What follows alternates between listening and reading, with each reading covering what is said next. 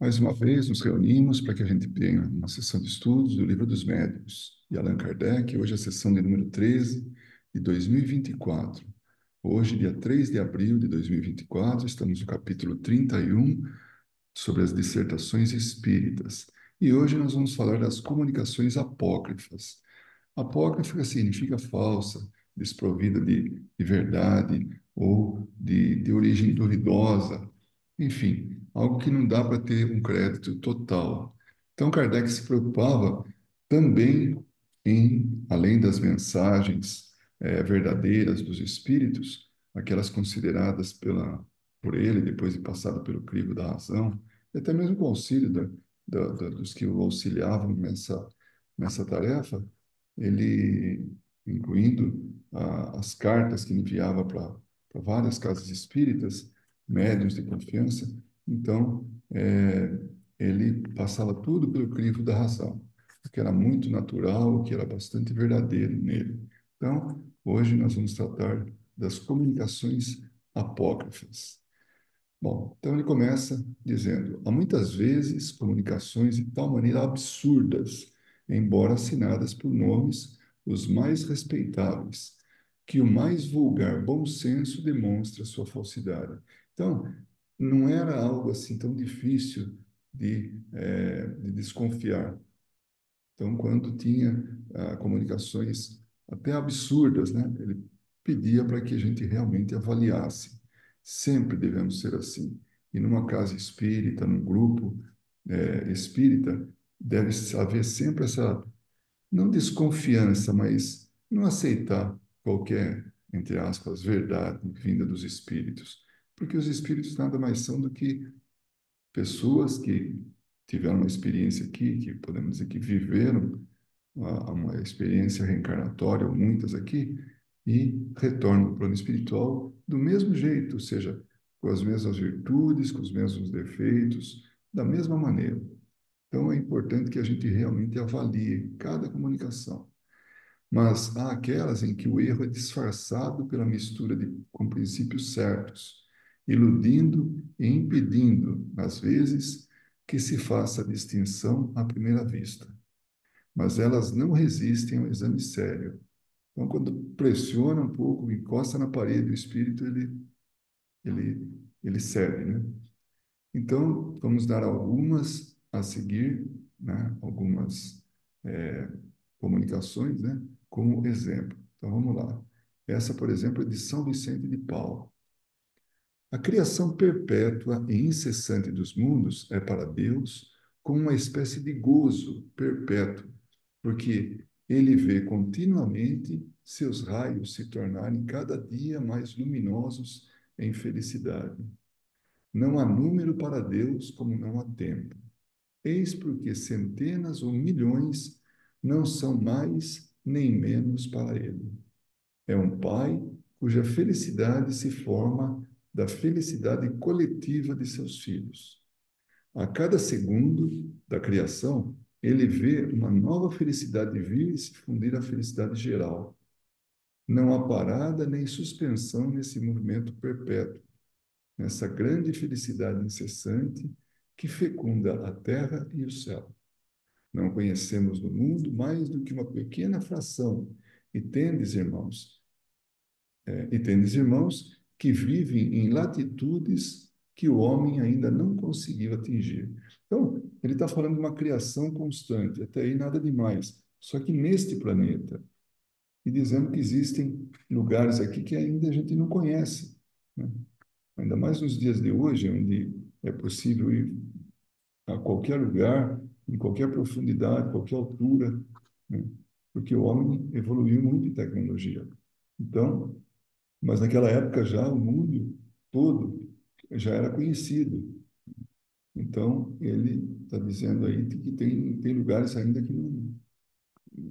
não foram explorados, né? O que significam esses calores terríveis e esses frios mortais que paralisam os esforços dos mais audaciosos? Esses impedimentos, né, do clima. Acreditais simplesmente haver chegado aos limites do vosso mundo, quando não mais podeis avançar com os vossos precários recursos? Podeis então medir com precisão o vosso planeta? Então, ele está colocando à prova isso, né? Que nós somos limitados, não podemos ir em todos os lugares, né, do planeta. Não acrediteis nisso. Há no vosso planeta mais regiões desconhecidas do que as conhecidas. Aí já beira o absurdo, né? Ao contrário, nós conhecemos muito mais do que desconhecemos. Mas como é inútil propagar ainda mais as vossas más instituições, todas as vossas leis imperfeitas, ações e modos de vida, há um limite que vos detém aqui ou ali, e que vos deterá até que possais transportar as boas sementes que o vosso livre-arbítrio produziu. Ó, não, não, vós não conheceis o mundo que chamais terra. Vereis na vossa existência um grande começo de provas dessa comunicação. Eis que a hora vai soar, em que haverá uma outra descoberta além da última que foi feita. Vereis que vai se alargar o círculo da vossa terra conhecida.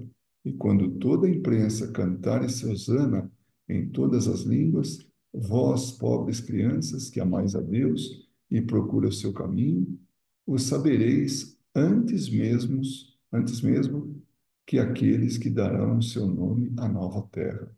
Imagina esse tipo de coisa. Colocar que nós desconhecemos a Terra, sendo que nós já tínhamos, há 160 anos atrás, recursos para viajar para todos os lugares e explorar toda a Terra, né? Então, isso é atribuído a São Vicente de Paulo.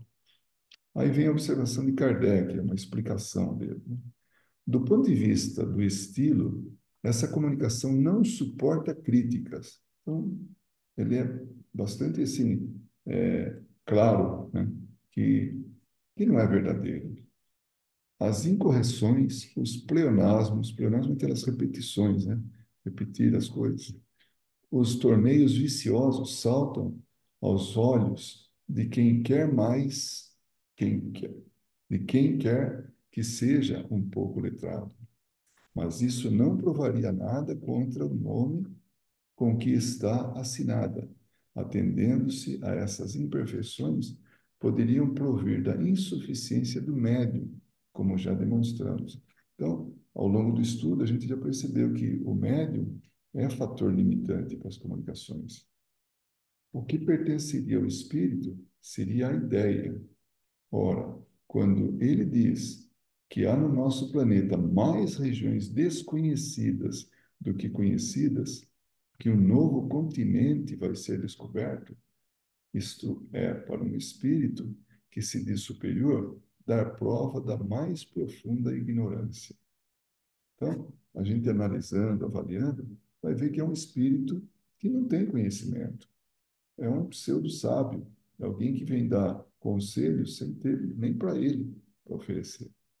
Não há dúvida que se podem descobrir, além das regiões geladas, alguns recantos de terra ainda desconhecidos, mas dizer que essas terras são povoadas e que Deus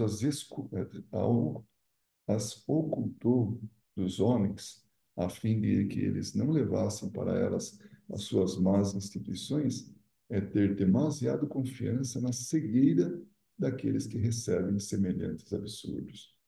Então, é muito importante essa comunicação no sentido de mostrar que é totalmente falsa, que não tem nada de verdade aí, que é alguma coisa que precisa realmente ser muito bem analisada, avaliada, né, para perceber que não tem lógica. Agora, essa também de São Vicente de Paulo. Meus filhos, nosso mundo material e o mundo espiritual, que tão pouco ainda se conhece, são como dois pratos de uma balança perpétua.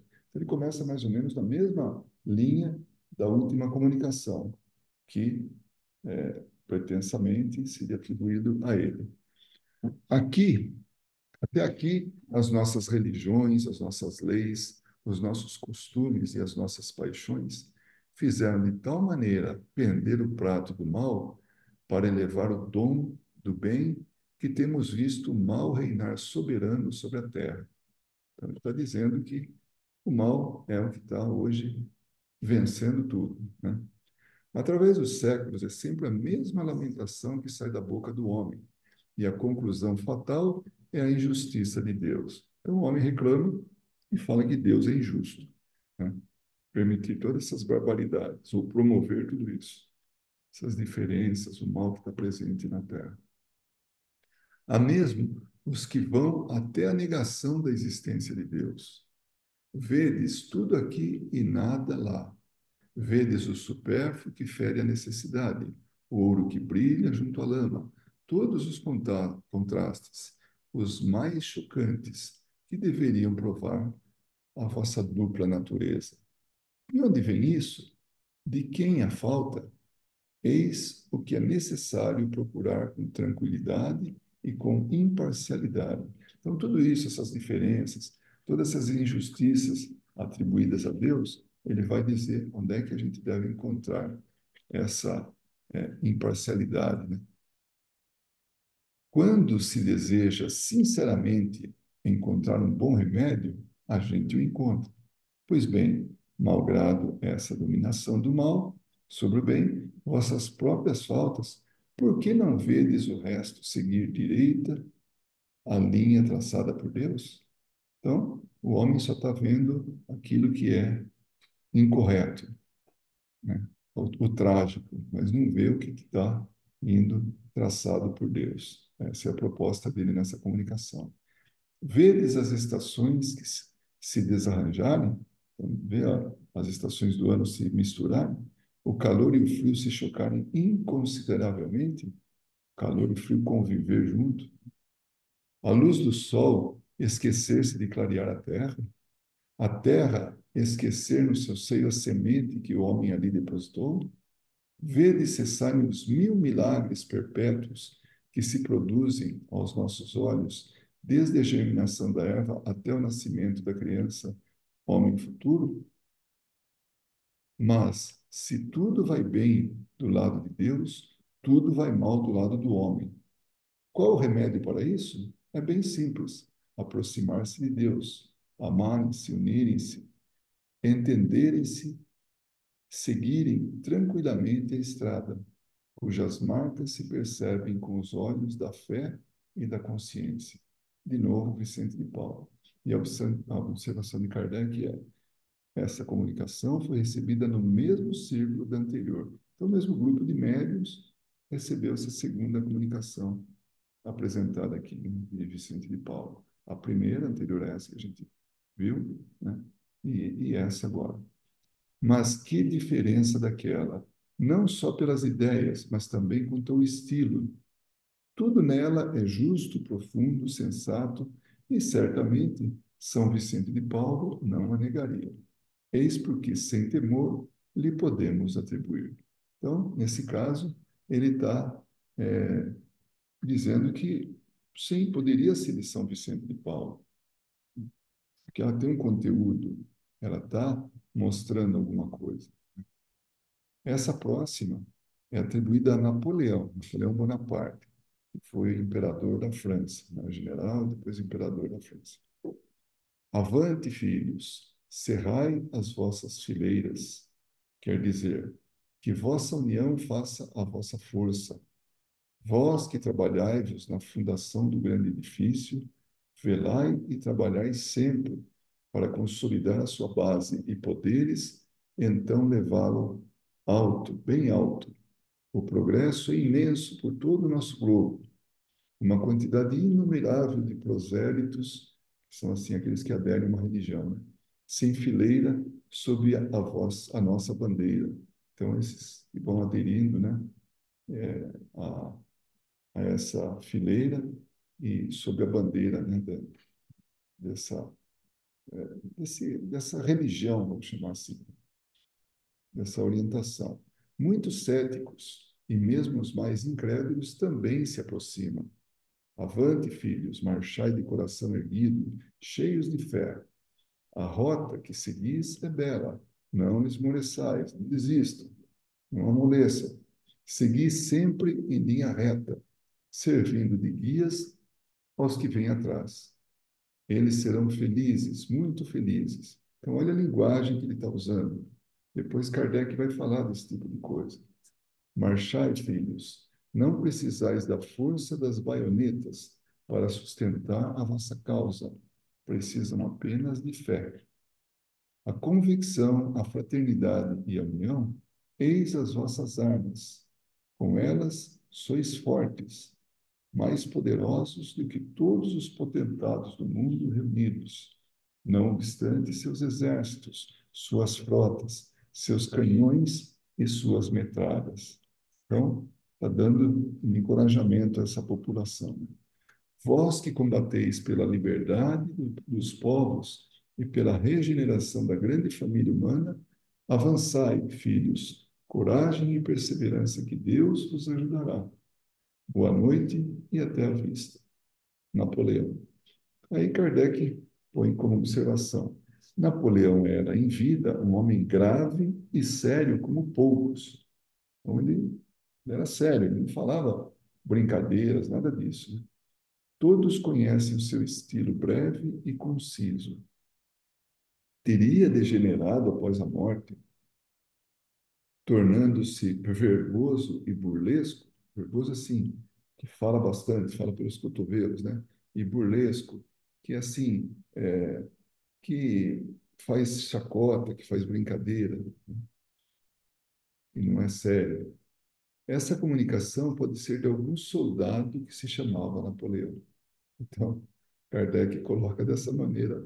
Foi um soldado lá qualquer que falou, né, que tinha por nome Napoleão e que deu a comunicação. E certamente não era Napoleão Bonaparte. Era um Napoleão, não, um homônimo, né? Essa aqui já é atribuída a Jesus, imagina, né?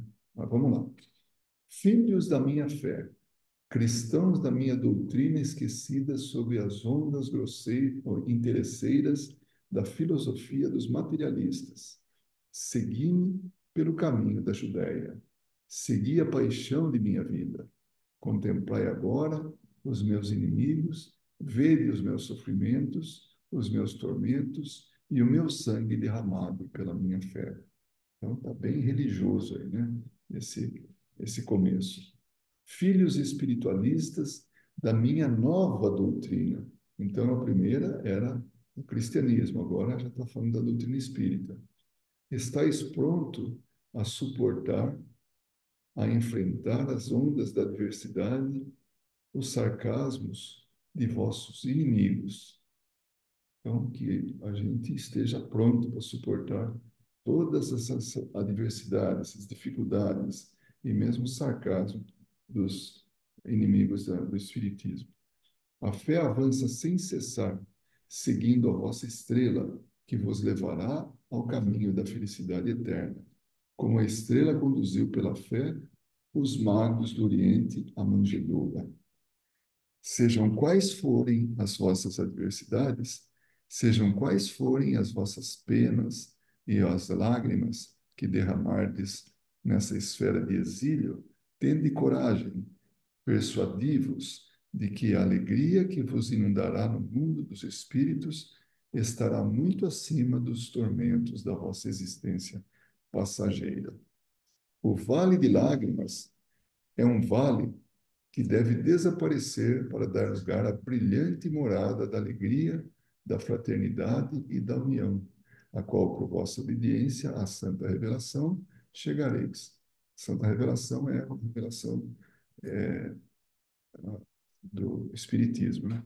A vida, meus caros irmãos, nessa esfera terrestre, inteiramente preparatória, não pode durar mais que o tempo necessário para viver bem preparado para essa vida, que poderá jamais passar. Amai-vos, amai-vos como eu vos amei, irmãos. Eu vos abençoo, no céu vos espero. Aí tem mais uma pequena comunicação atribuída a Jesus também, né? Dessas brilhantes e luminosas regiões em que o pensamento humano mal pode chegar, o eco de vossas palavras e das minhas veio tocar o meu coração. Então, lá onde ele estava, lá no alto, ele recebeu essa, essas palavras, né? Essas preces. Oh, de que alegria me sinto inundado em vos vendo, a vós, os continuadores da minha doutrina. Não, não, nada se aproxima do testemunho dos vossos bons pensamentos. Vós vedes, filhos, a ideia regeneradora lançada por mim outrora no mundo, perseguida, retida no momento sob a pressão dos tiranos, como vai agora, sem obstáculos, esclarecendo os caminhos da humanidade, tão longo tempo mergulhada nas trevas. Todo sacrifício grande e desinteressado, meus filhos, cedo ou tarde produz os seus frutos. Meu martírio vô-lo provou. Meu sangue derramado por minha doutrina salvará a humanidade e apagará as faltas dos grandes culpados. Isso me lembra bem assim, mensagem da igreja, né? Sede benditos, vós que hoje tomais lugar na família regenerada. Ide, coragem, filhos. Então, ainda a gente não estava essa família regenerada, mas essa era a mensagem. E a observação de Kardec. Não há nada de mal, sem dúvida, nessas duas comunicações, mas o Cristo teve algum dia essa linguagem pretensiosa, enfática e empolgada. Então, aí não era o conteúdo, era mais a forma com que estava se dirigindo a, né, essa comunicação. Comparece, desculpa, compare-se com a que inserimos atrás, assinada com o mesmo nome, e se verá de que lado está o cunho da autenticidade. Então, uma e outra comparadas, elas não têm exatamente a mesma mensagem. Todas essas comunicações foram obtidas no mesmo círculo. Então, Kardec sempre ele buscava comunicações de médiuns diferentes, de casas espíritas, sociedades espíritas diferentes, de lugares diferentes do mundo. Observa-se no estilo um ar familiar, torneios de frases semelhantes, as mesmas expressões frequentemente repetidas, como, por exemplo, ide, filhos, de onde se pode concluir ser o mesmo espírito que ditou a todas elas sob nomes diferentes. Então, era a comunicação do mesmo espírito, que estava, uma hora se fazendo passar por um, depois por outro, nesse círculo, que é, entretanto, muito consciencioso, mas um tanto crédulo demais, ou seja, não duvidava de nada, aceitava e pronto. Né? Não se faziam evocações nem perguntas. Tudo se esperava das comunicações espontâneas. E vemos que isso não é uma garantia de identidade. Com perguntas um tanto exigentes e dispostas com lógica, facilmente teria colocado esse espírito no seu lugar. Mas ele sabia que nada tinha a temer, desde que nada lhe perguntavam, aceitando sem controle, de olhos fechados, tudo o que ele dizia. Então, esse é o grande problema.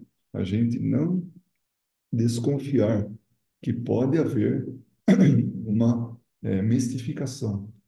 Então, porque vem do plano espiritual, vem dos espíritos, pronto, já é garantia de sucesso, né? Garantia de veracidade. Nada disso. Nós realmente temos que estar sempre passando pelo crivo da razão. Isso era o que Kardec nos ensinava. Aqui é uma mensagem de Bossuet, né?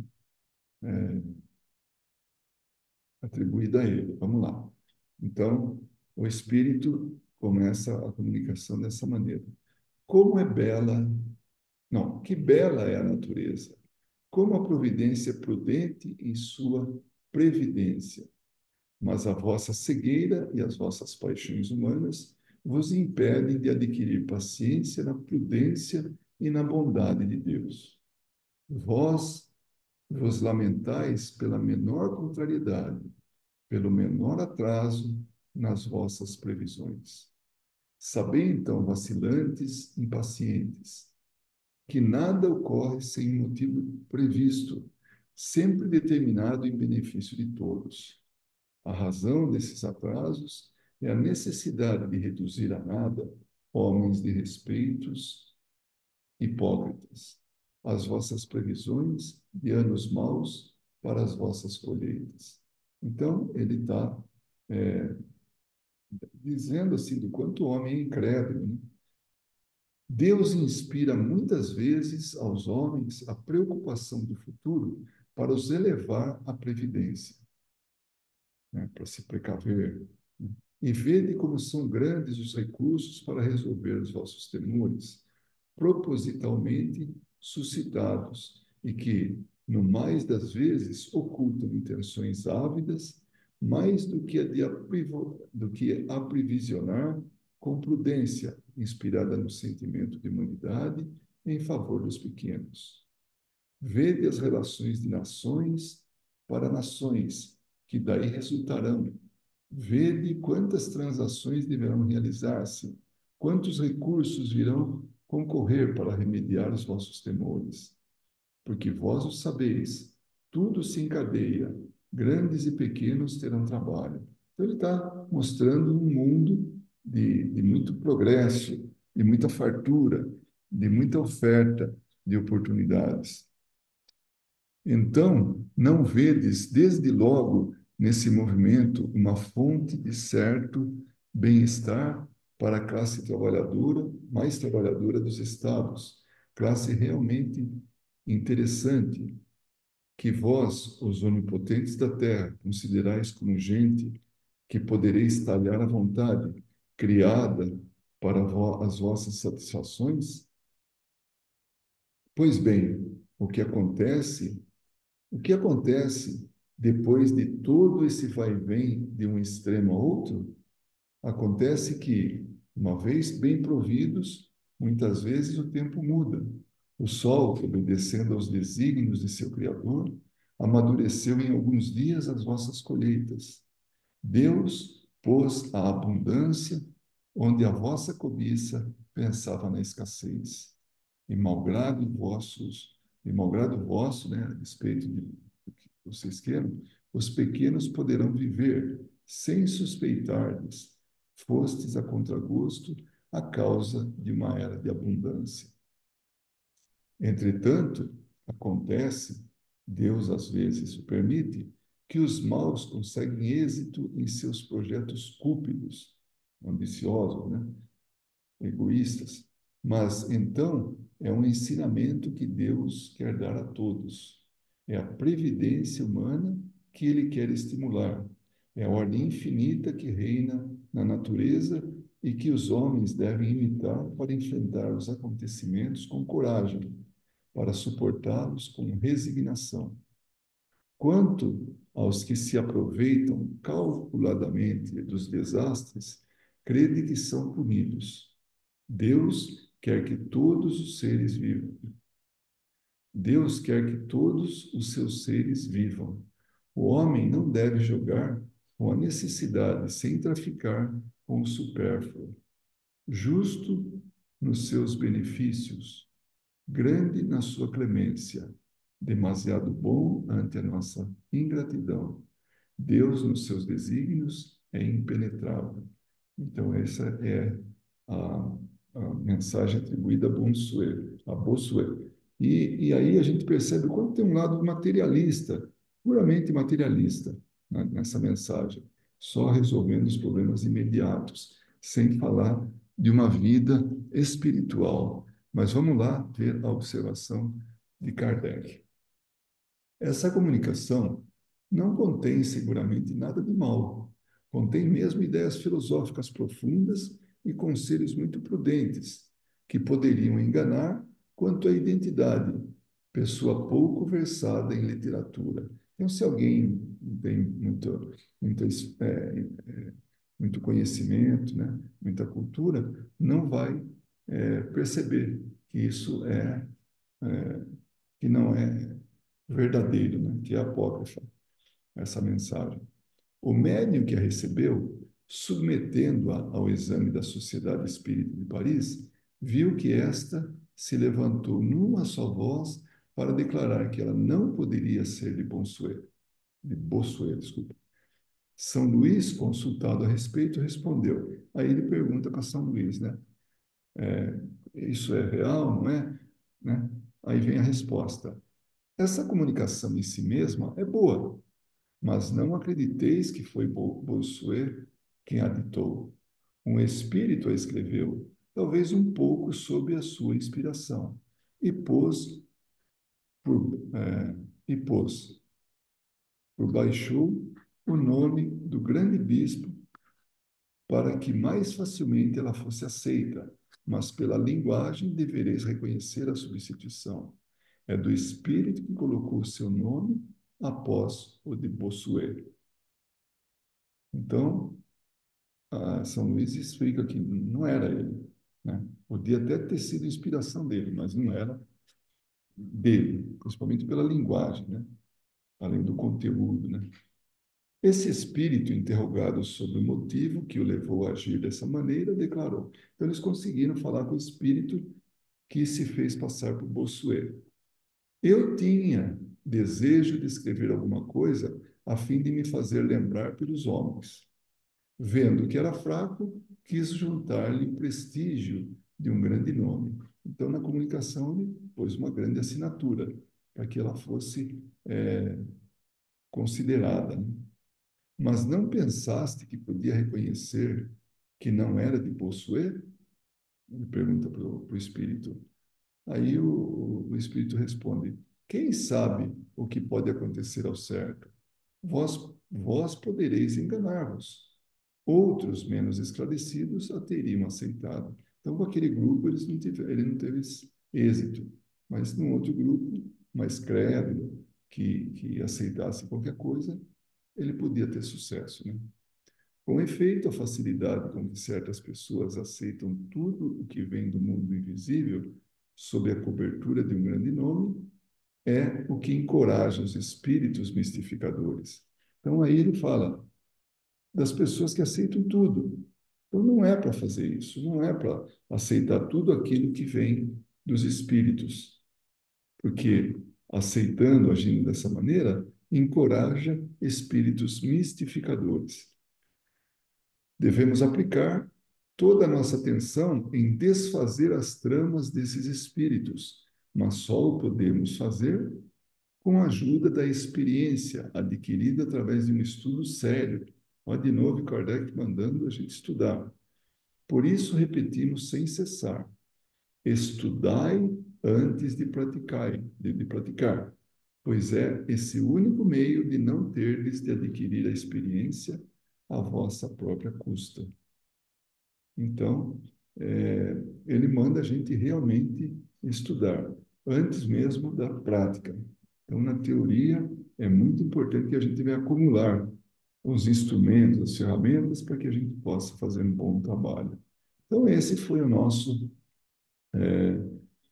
sessão de estudos de hoje, né? A de número 13, e na próxima nós vamos ter a última sessão de estudos do Livro dos Médiuns, que é o capítulo 32, onde Kardec coloca o vocabulário espírita. Então, esse foi o nosso